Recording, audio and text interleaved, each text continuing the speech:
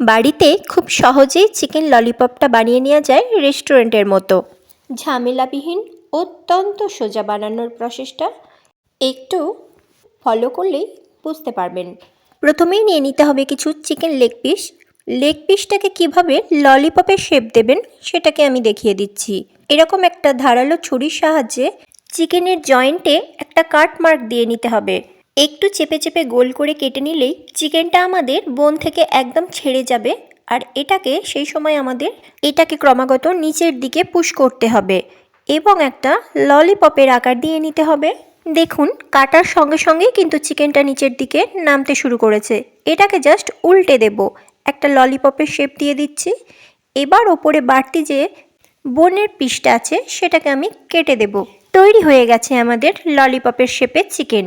এবার ওর মধ্যে দিয়ে দিচ্ছি 1 চামচ আদা বাটা, 1 চামচ রসুন বাটা, পরিমাণ মতো নুন, 1 চামচ সয়া সস, কাশ্মীরি লঙ্কার গুঁড়ো, লাল লঙ্কার গুঁড়ো, আর দিয়ে দিতে হবে 1 চামচ হলুদ আর 2 চামচ কর্নফ্লাওয়ার দিয়ে খুব ভালো করে এটাকে ম্যারিনেট করে আমি রেখে দেব 3 ঘন্টার জন্যে।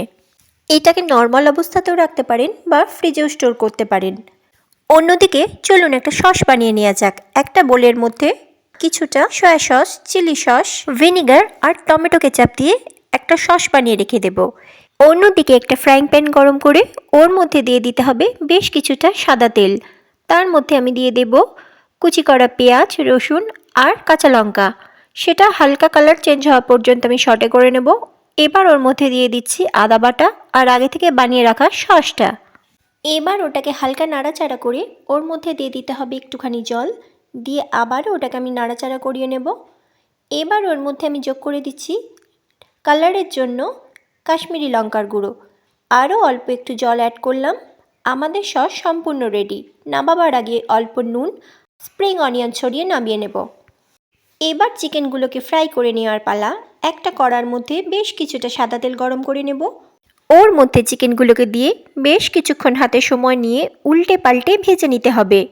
চিকেনের ওপরে যে একটা কোটিং পড়বে সেটা যেন একদম ক্রাঞ্চি হয়। চিকেনটা ফ্রাই হয়ে গেলেই ওটাকে ডাইরেক্ট আমি আগে থেকে বানিয়ে রাখা সসের মধ্যে দিয়ে 1 মিনিটের জন্য ফুটিয়ে নেব।